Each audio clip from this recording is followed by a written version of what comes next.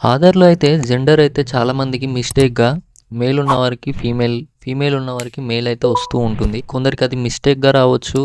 లేదా biometrics update చేసినప్పుడు రావచ్చు. అసలు అప్డేట్ చేసినా కూడా అప్డేట్ అవ్వదు, అది అలాగే వస్తూ ఉంటుంది. మీరు దానికోసం ఆధార్ సెంటర్కి వెళ్ళి డెమో ప్లస్ బయోమెట్రిక్ అని అప్డేట్ చేసుకోవాలి.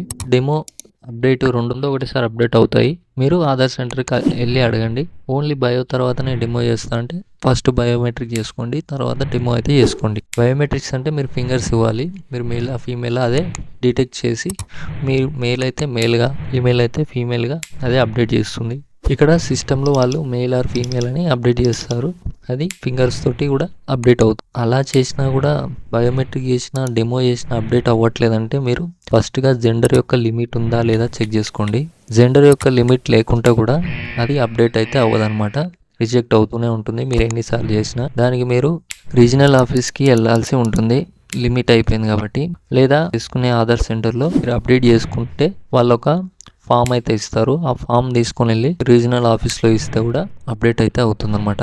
ఈ అప్డేట్ వచ్చేసి 15 నుంచి 30 రోజులు టైం పడుతుంది. ఆ లోపు ఇదైతే అప్డేట్ అయితే అవుతుంది అనమాట. మీరు జెండర్కి సంబంధించి నార్మల్ ప్రాసెస్ అనమాట. దీనికి పెద్ద ప్రాసెస్ ఏమి ఉండదు. ఓన్లీ అంటే లిమిట్ అయిపోయిన వాళ్ళకే ప్రాబ్లం. మ్యాక్సిమం ఎవరికి లిమిట్ అయితే అయిపోదు, అది లిమిట్లోనే ఉంటుంది చాలామందికి. అంటే వన్ టైమే ఉంటుంది లిమిట్ వచ్చేసి జెండర్కి. మీరు ఖచ్చితంగా ఒకవేళ మిస్టేక్ ఉంటే ఖచ్చితంగా మార్చుకోండి. ఫ్యూచర్లో మీరు ఎగ్జామ్స్ కానీ ఎలాంటి గవర్నమెంట్ జాబ్స్ అప్లై చేసుకోవడన్నా పెద్ద ప్రాబ్లం అవుతుంది కాబట్టి మీరు అప్డేట్ చేసుకోండి.